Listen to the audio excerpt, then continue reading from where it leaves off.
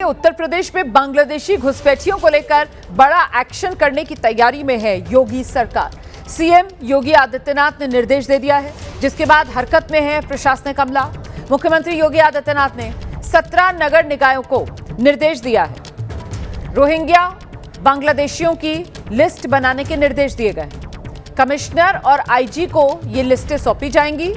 घुसपैठियों की लिस्ट पहले चरण में बांग्लादेशी घुसपैठियों के लिए डिटेंशन सेंटर बनाने की भी कवायद में है यूपी सरकार।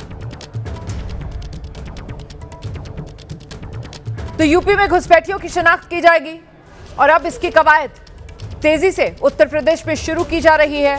17 जो नगर निकाय हैं वहां के लिए योगी आदित्यनाथ ने निर्देश दिए हैं। सीएम योगी ने 17 नगर निकायों को निर्देश दिया, जहां घुसपैठियों की, जिनमें रोहिंग्या भी बांग्लादेशी भी, इनकी लिस्टें बने अलग अलग। कमिश्नर और आईजी को ये लिस्ट सौंपी जाए और घुसपैठियों की लिस्ट पहले चरण में बनाई जाएगी और उनके लिए डिटेंशन सेंटर भी बनेंगे। सीधे आपको लेकर चलेंगे, हमारे साथ हमारे सहयोगी विवेक इस वक्त मौजूद है। विवेक, कैसे शिनाख्त होगी, कैसे पहचान होगी, कैसे घुसपैठियों की शिनाख्त करके ये लिस्टें बनाई जाएंगी जो जिले के आला अधिकारी हैं उनको सौंपने के निर्देश दिए गए योगी आदित्यनाथ की तरफ से? क्या है पूरा खाका, बताइए विस्तार से। देखिए, जो सबसे पहली जो जानकारी निकल के सामने आई उसमें ये है कि जो ये रोहिंग्या हैं ये उत्तर प्रदेश में अलग अलग जगहों पर कूड़ा बिनने का काम, कूड़ा उठाने का काम ये करते हैं। इसको लेकर के एक इंटेलिजेंस का इनपुट था।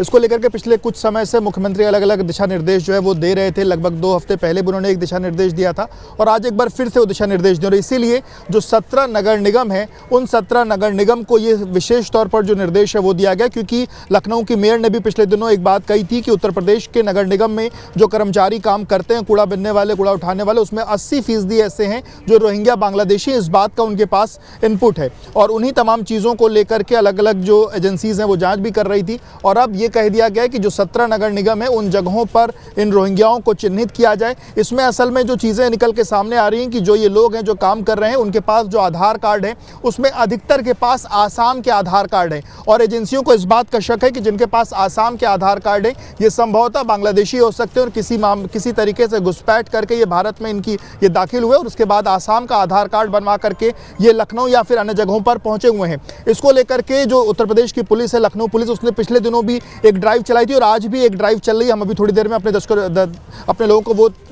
वहाँ से भी जो रिपोर्ट है वो दिखाएंगे।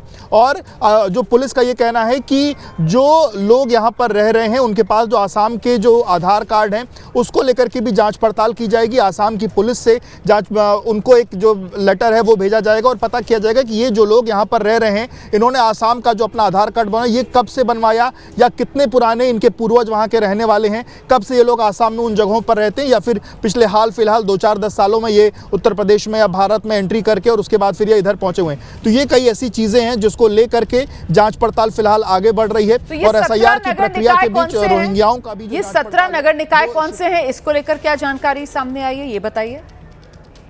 देखिए, उत्तर प्रदेश में कुल 17 नगर निगम है। कुल 75 जिलों में 17 ऐसे जिले हैं जहां पे नगर निगम है, जो तमाम बड़े जिले हैं, जिसमें लखनऊ भी आता है, गाजियाबाद भी है, नोएडा भी है, शाहजहांपुर है, वाराणसी है, इलाहाबाद है, आगरा है, गोरखपुर है। इस तरीके से कुल 17 अलग अलग जिले हैं जहाँ पर नगर निकाय है, नगर निगम है। और उन नगर निगमों में जो लोग सफाई का काम करते हैं इस बात को लेकर के इनपुट है कि वो बांग्लादेशी रोहिंग्या हो सकते हैं। और तो मतलब प्रदेश भर में ये ड्राइव चलेगी, सरकार के पास इनपुट, प्रदेश भर में ये ड्राइव चलेगी?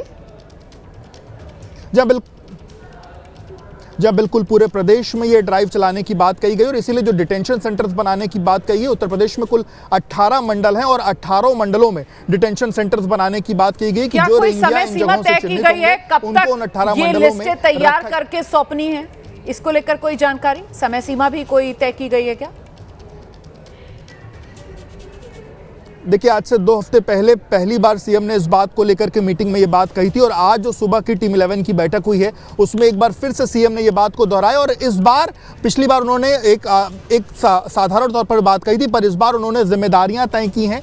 आईजी को और कमिश्नर को इसको लेकर के जिम्मेदार बनाए हैं, उनको नोडल बनाए हैं और उनको कहा है कि आप अपने अपने कमिश्नरी में अपने अपने स्तर पर चीज़ें जांचें, चेक करें और ऐसे जो रोहिंग्या, ऐसे जो लोग हैं उनको चिन्हित करें। और इसके साथ साथ 18 जो कमिश्नरी हैं उन जगहों पर डिटेंशन सेंटर्स बना करके और उनको वहां पर रखा जाए। अभी हाल फिलहाल में समय सीमा कोई नहीं तय की गई है, लेकिन इस ऑपरेशन को, जो ऑपरेशन घुसपैठिया है, इसको शुरू करने की बात कह दी गई है। और ये ऑपरेशन, जानकारी के लिए विवेक, जैसे जैसे और डिटेल्स आएंगी इस खबर से जुड़ी हुई हम दर्शकों तक पहुंचाएंगे।